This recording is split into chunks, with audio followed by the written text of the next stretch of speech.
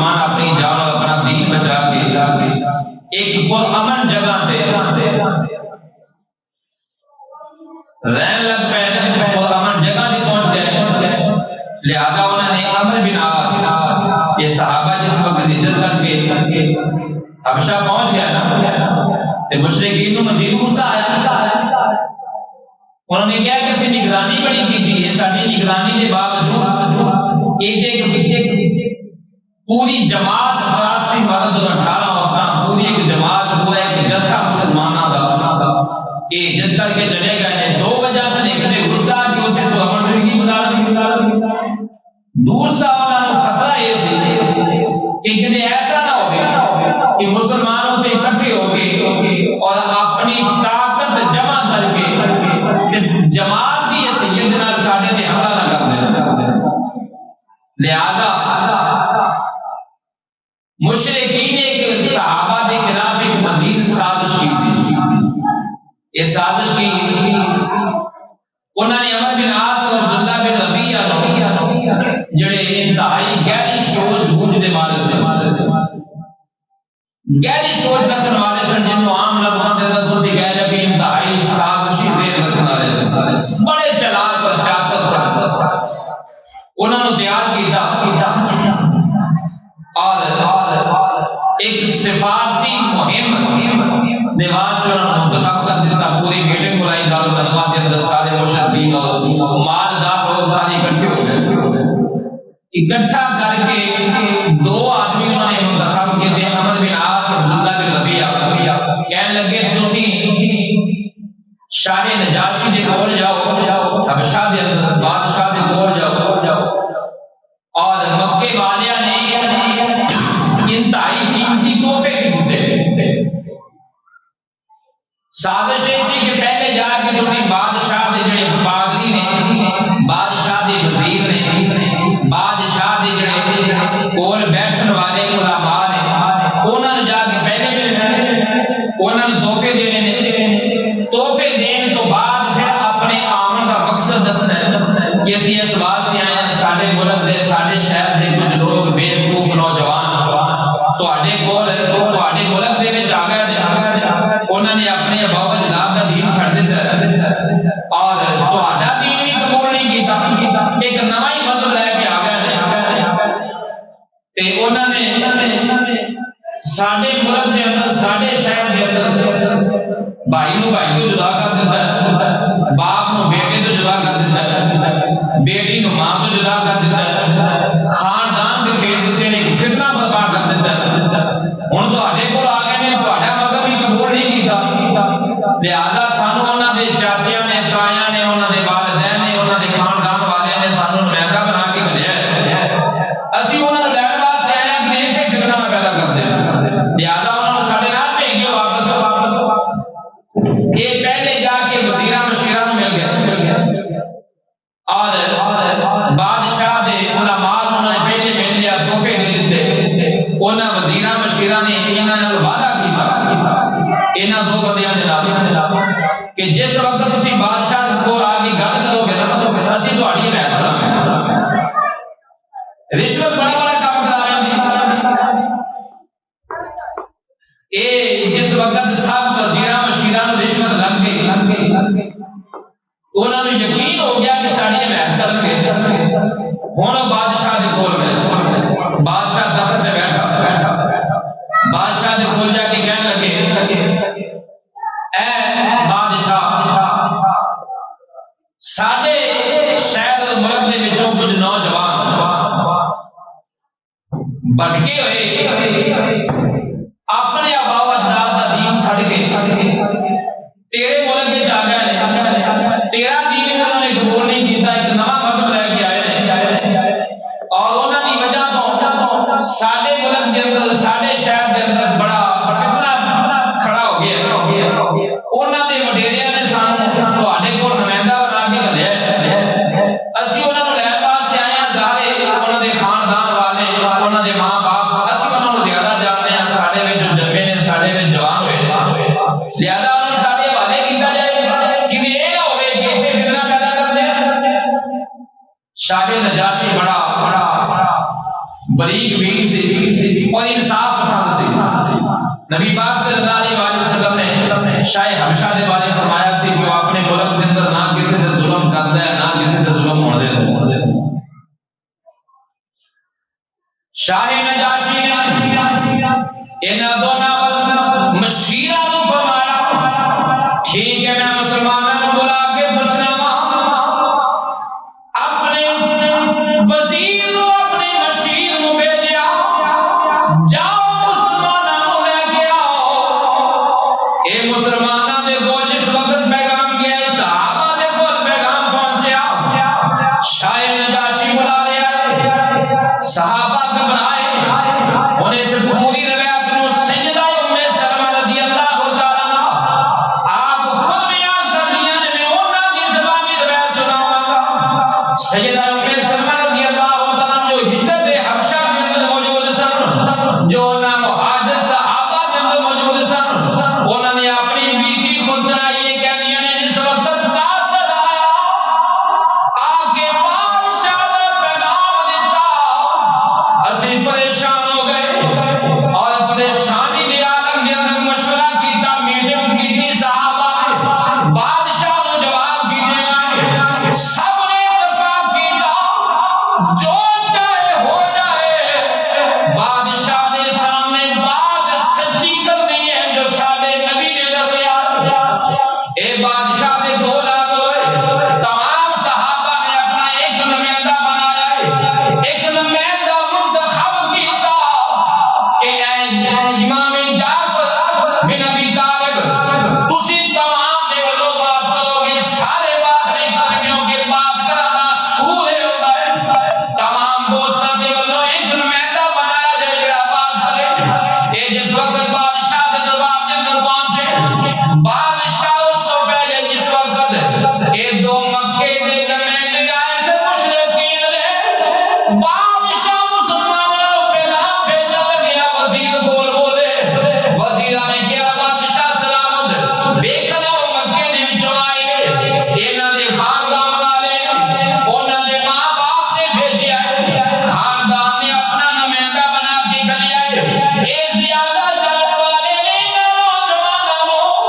تسی انہاں دی بات کیوں سنتے ہو شاہی حکم نہ مالک ہو اپنے ملک دے وچوں کر دے ہو۔ بادشاہ نے فرمایا ایسا نہیں ہو سکتا جب تک میں انہاں دی بات سنا گا نہیں فیصلہ نہیں کراں گا۔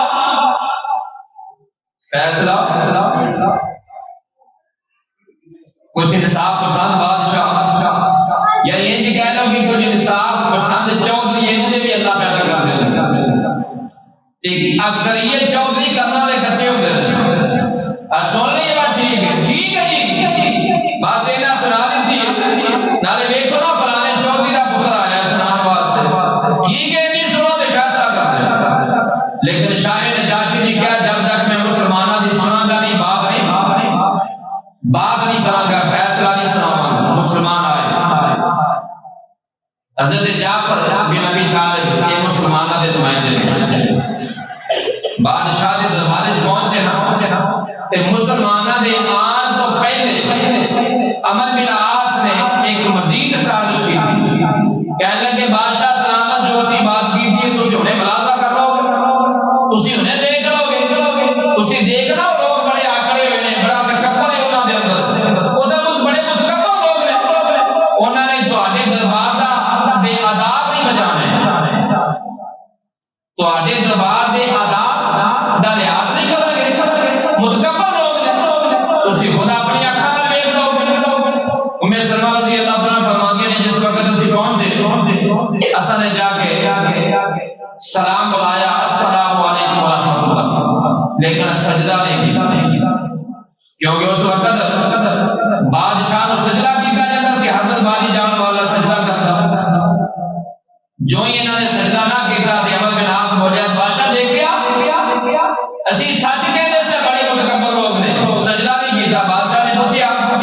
اس نے سجدہ کیوں نہیں کیتا تے جناب جعفر بن ابی طالب رضی اللہ عنہ کہنے لگے اے بادشاہ اسی اللہ تو علاوہ کسی کو سجدہ نہیں کرتا ساڈے نبی نے سجدے دے واسطے سانو نصیحت کی کہ اسی اللہ تو علاوہ کسی کو سجدہ نہیں کرتے. کہنے لگے جو تواڈے نبی دے دین اتریا ہے، جو تواڈے نبی لے کے آئے نے، وہ کیڑا دین ہے؟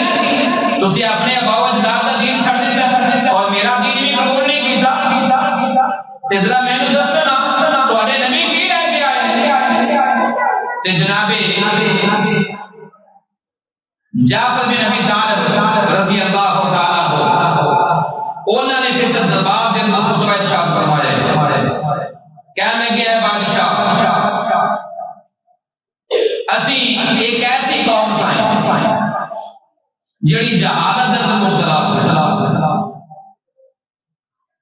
اسی جہالت دے اندر زندگی گزارن والے، اسی بتاں دی پوجا کرن والے ساں، مردار کھان والے، بدکاریاں کرن والے،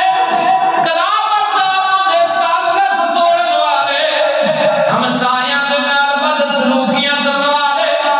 اور اساں نے طاقتوراں نوں کھانا شروع کیتا. ساڈے وچوں جڑا طاقتور ہوندا کمزور نوں کھا جاندا. ساڈی ایسی حالت سی، اللہ نے ساڈے وچوں ساڈے اندر ایک رسول بھیجیا. اس رسول نے آ کے سانوں دسیا عالی نسب والا، جن دے نسب نوں اسی جانتے ساں، جن دی صداقت نوں اسی جانتے ساں، جن دی شرافت نوں اسی جانتے ساں، جن دی امانت داری نوں اسی جانن والے ساں. 40 سال اس رسول نے ساڈے اندر زندگی گزاری، کسے نے اس رسول تے انگلی نہیں اٹھائی. 40 سال زندگی ساڈے اندر گزری، سارے امین کہنے والے، سارے صادق کہنے والے، سارے خوش خلق کہنے والے، سارے دیاں تعریفاں کرنے والے سن. 40 سال بعد جدوں اس محمد صلی اللہ علیہ وسلم نے اعلان نبوت فرمایا، انہیں سارے کفار مکہ، سارے سرداران مکہ، سارے رئیسان مکہ انہیں دشمن بن گئے، کیونکہ ان دا گناہ سی، ان دا جرم سی. انہیں کہا اے لوگو، تسی اپنے ہتھاں دے بنائے پتھر دے گھڑے ہوئے بتاں دی پوجا کردے ہو. اے پتھر بے جان نے، سن نہیں سکدے، بول نہیں سکدے، اے کچھ کھا نہیں سکدے، اے کچھ کر نہیں سکدے. اے لوگو، اے پتھر عبادت دے لائق نہیں. اللہ وحدہ لا شریک کی عبادت کرو. اس رسول نے سانوں دسیا ہے چوری حرام ہے. اس رسول نے سانوں دسیا شراب حرام ہے. اس رسول نے سانوں قرابتداری کے اندر رہنا سکھایا. قرابتداری کے اندر اس نے سلوک کرن دا طریقہ دسیا ہے. اس رسول نے سانوں ماں باپ دے ادب و احترام دا طریقہ دسیا ہے. اس رسول نے سانوں بھائی بھائی دے نال رہن دا طریقہ دسیا ہے. اس رسول نے سانوں ایک رب دی بارگاہ دے اندر کھڑا کیتا ہے. اس رسول نے سانوں کمزوراں دے مال کھان تو روکیا ہے، یتیماں دے مال کھان تو روکیا ہے. اس رسول نے سانوں ایک رب دی بارگاہ دے اندر سجدہ کرن دا حکم دیتا ہے، شراب تو منع کیتا ہے. بتاں دی عبادت تو جس وقت اس رسول نے روکیا ہے، اے تمام قریش مکہ اس رسول دے دشمن بن گئے. انہاں دی عقیدے تے ضرب لگی ہے. جس وقت انہاں دی عقیدے تے ضرب لگی تے انہاں دے دشمن بن گئے. اے بادشاہ، اللہ کے رسول ایسا ہے کہ دشمناں دے پیراں دے تھلے وچ جاتا ہوئے شامل دشمناں دے نال بھی محبت کردا ہے. ساڈا گناہ ہے جس وقت انہاں کفار مکہ نے ساڈے تے ظلم و ستم دا دے پہاڑ ڈیگے، مکے کی سرزمین فراخ ہونے کے باوجود ساڈے تے تنگ ہو گئی اور ساڈا جینا رہنا اتنے مشکل ہو گیا. اے بادشاہ، اسی تیرے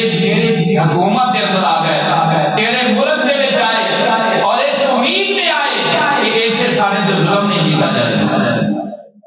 ایتھے ساڈے نال ناانصافی نہیں ہوئے گی. بادشاہ نے کہا جاؤ تسی اپنے آرام و سکون دے نال اپنے رب دی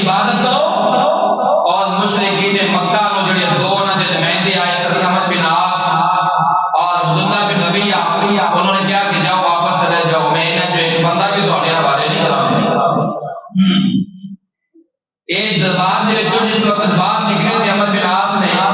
اپنے ساتھی نوں کہن لگا میں سویرے ایک ایسی چال چلنی ہے کہ انہاں مسلماناں دی جڑ کٹی جائے۔ عبداللہ بن ربیع تھوڑا جہا بہت دل سے انہیں سمجھایا،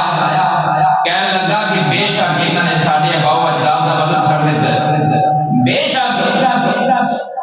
انہوں نے ساڈا ملک چھڑیا ہے، لیکن ایسی بات نہ کریں کہ بادشاہ انہوں نے قتل کر دے بھی آخر ہے کہ ساڈی اولاد ہے، ایسی کوئی بات نہ کریں۔ لیکن عمرو بن عاص انتہائی شریر ذہن کا سے صبح جس وقت ہوئی بادشاہ تخت پہ بیٹھا تے جا کے بادشاہ کے دربار کے اندر جا کے کہنے لگے بادشاہ اے مسلمان عیسیٰ علیہ السلام کے متعلق بڑے نازیبا الفاظ بول رہے ہیں۔ ان بادشاہ عیسائی مذہب رکھنے والا تھا، لہذا انہیں ایسی ضرب بنائی کہ عیسیٰ علیہ السلام کے نام سے بادشاہ بھڑک جائے گا۔ کہنے لگے عیسیٰ علیہ السلام کے متعلق بڑے غلط لفظ بول رہے ہیں، انہاں دا عقیدہ ٹھیک نہیں۔ بادشاہ نے پھر غصہ آیا، بادشاہ نے اپنا قاصد بھیجا مسلمانوں کو بلا کے لے آؤ۔ مسلمان جس وقت آئے پھر مسلمانوں نے فیصلہ کیا جو ہو جائے، جو ہو سو ہو، بات سچ کہنی۔ مسلمان جس وقت بادشاہ کے دربار جائے نا تے بادشاہ نے پوچھا دسو عیسیٰ علیہ السلام کے بارے تہاڈا عقیدہ کی؟ تے جناب جعفر بن ابی طالب ایک کیونکہ مسلمانوں دے قبیل سن، مسلمانوں دے نمائندے سن بادشاہ کے دربار کے اندر، ان حضرت جعفر بن ابی طالب نے ایسا خطبہ ارشاد فرمایا،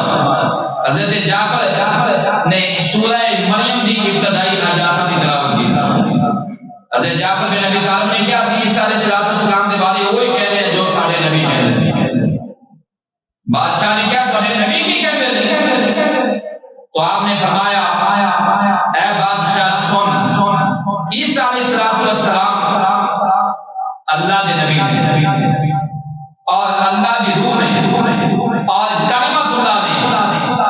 اور اللہ دی اور روح نے جو اللہ تعالیٰ نے حضرت مریم سلام اللہ علیہ ہاتھ بدن کے اندر پھونکی اور انہاں دے بدن دے وچوں عیسیٰ علیہ السلام پیدا ہوئے اور عیسیٰ علیہ السلام اللہ دے بندے نے جو ہی بلکہ سیرت کی کتاباں دے آتا ہے کہ حضرت جعفر بن ابی طالب نے سورہ مریم کی پہلی آیتاں پڑھیاں، آپ نے فرمایا کاف ہا یا عین صاد ذکر رحمت ربک عبدہ زکریا، کہنے لگے ذکر آپ دے رب دی رحمت دا جو اس نے اپنے بندے پہ اتارے ہے، نازل کیتا ہے اور اپنے بندے ذکریا تے رحمت فرمائی اذ نادى ربه نداء خفیا، جدو اس نے پکاریا اپنے رب نو چھپ کے دل دے اندر، قال ربی انی وهن العظم منی واشتعل الرأس شیبا ولم اکن بدعائک ربی شقیا، عرض کیتی ہے میرے رب میری حالت دے کہ کمزوروں کو سیدھا ہو گئی اور میری ہڈیاں بالکل سفید ہو گئی ہیں اور میرا سر بڑھاپے کی وجہ تو سفید ہو گیا اور ہم تک ایسا ہویا کہ میں تینوں پکاریا اے میرے رب اور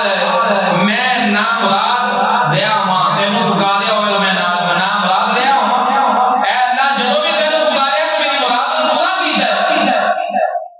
وَإِنِّي خِفْتُ الْمَوَالِي مِنْ وَرَائِي وَكَانَتِ امْرَأَتِي عَاقِرًا فَهَبْ لِي مِن لَّدُنكَ وَلِيًّا، اور میں ڈرنا ہوں اپنے بے دین رشتہ داروں کو، او میرے بعد دین ضائع نہ کر دیں۔ اور طویل سورت دا حصہ تلاوت کیتا حضرت جعفر بن ابی طالب نے۔ جو ہی حضرت جعفر بن ابی طالب کا خطبہ ختم ہویا، بادشاہ نے زمین پہ ہاتھ مارے، ہاتھ مار کے زمین میں ٹنکا اٹھایا، ایک کٹ چکیا اور کٹ اٹھا کے کہنے لگیا اے جعفر بن ابی طالب، عیسیٰ علیہ